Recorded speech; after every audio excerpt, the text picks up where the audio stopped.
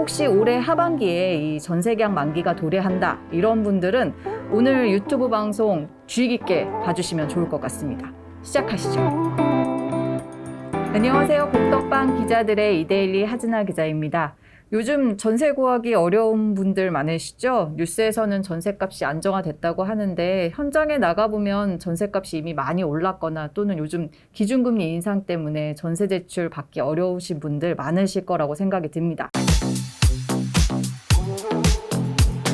지난 15일 SH공사에서 제7차 서울 리츠 3호 장기전세주택 입주자 모집 공고가 나왔습니다. 리츠형 장기전세주택이 관심을 가질 만한 이유는 모두 전용 84제곱미터를 초과하는 중대형이라는 점이에요. 가족 4명 기준으로 40평대 정도는 돼야지 하는 분들 많으시잖아요. 저렴한 가격에 최대 20년 동안 전세가 보장되니까 이보다 더 좋을 순 없겠죠. 13개 자치구에서 29개 아파트 단지 그리고 31가구를 모집을 합니다. 예비 입주자는 174명을 모집하고요. 여기서 예비 입주자는 대기자 같은 겁니다. 예비 입주자는 이제 공가가 발생을 하면 순차적으로 입주할 수 있게 되는데요. 보시면 입주자 그리고 이번에 모집하는 예비 입주자 또 대기 중 예비자 이렇게 3가지로 분류가 됩니다. 그래서 만약에 대기 중 예비자는 기존에 예비 입주자 당첨되셨던 분들이 기다리고 계시는 분들이에요. 그래서 입주자 모집 공고일이 빠른 순으로 공급되기 때문에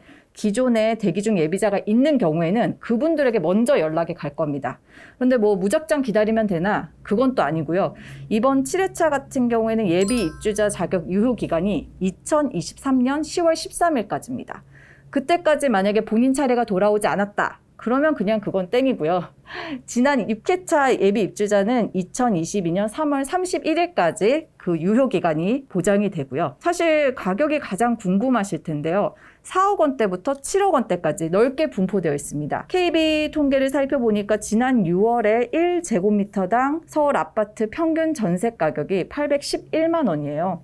이걸 114제곱미터로 환산하면 9억 원이 넘거든요. 대략적으로 보더라도 저렴한 것 같긴 합니다. 자, 이제 단지들 구체적으로 살펴볼게요. 강동구 고덕 리엠파크 1단지, 2단지, 3단지, 강일지구 2단지, 9단지, 10단지에서 입주자 4가구를 모집을 하거든요. 전부 다 114제곱미터입니다. 고덕 리엠파크는 전세 보증금이 5억 8,800만 원, 그리고 강일지구는 5억 2,800만 원입니다. 고덕 리엠파크를 보니까 최근 거래된 걸 보면요. 신규 전세 계약 거래 가격이 7억 원이 넘습니다. 대충 감이 오시죠? 근데 고덕 리엠파크는 보니까 대기 중 예비자가 8명, 그리고 강일지구는 대기 중 예비자가 32명이나 있습니다. 이 부분을 조금 주의 깊게 보시면 될 것 같고요. 그리고 이번에 가장 많이 입주자를 모집하는 곳이 강남구 세곡동 강남 대시양파크인데요. 여기는 114제곱미터 7가구를 모집을 합니다. 예비 입주자는 28명까지 모집을 하고요. 대기 중 입주자는 없습니다. 전세 보증금은 7억 800만 원이네요. 올해 1월에 10억 5천만 원으로 전세가 최고가를 기록하기도 했습니다. 온라인 매물을 보면 9억에서 10억 원 정도 분포되어 있고요. 가장 저렴한 곳은 중랑구 신내 우디안 1단지인데요. 전용 101제곱미터 1가구를 모집을 하고 있습니다. 예비 입주자는 5명, 그리고 대기 중 입주자는 현재 없고요. 보증금은 4억 2,160만 원입니다. 최근 거래된 게 없는데 지난해 9월에 거래된 게 6억 3천만 원의 최고가를 기록한 바 있습니다. 자, 자격 요건이 궁금하실 것 같은데요. 우선 청약통장이 필요합니다. 이게 사실 집을 사는 건 아니잖아요. 그래서 청약통장을 썼다고 이걸 사라지는 건 아니고요. 이걸 좀 기억하셔야 될 것 같습니다. 또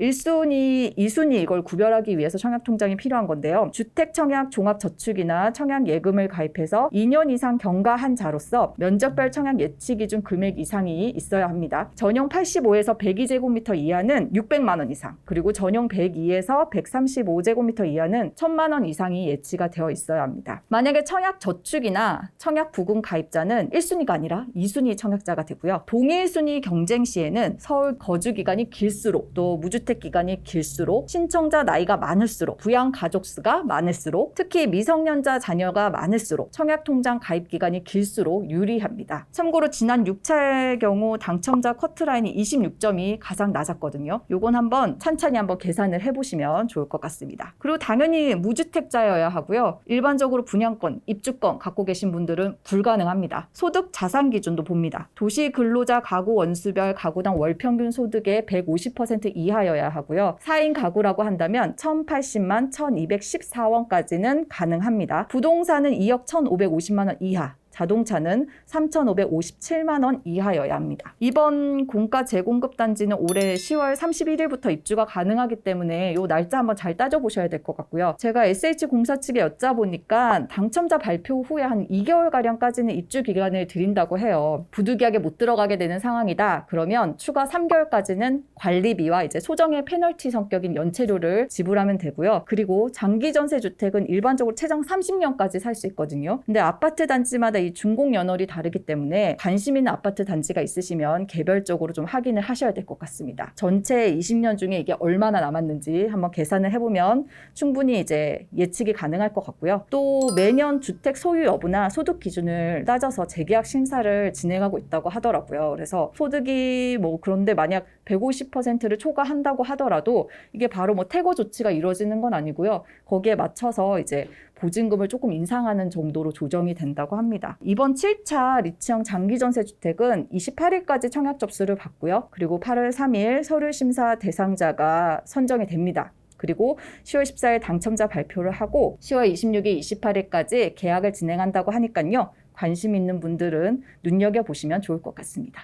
지금까지 이데일리의 하진아 기자였습니다. 감사합니다.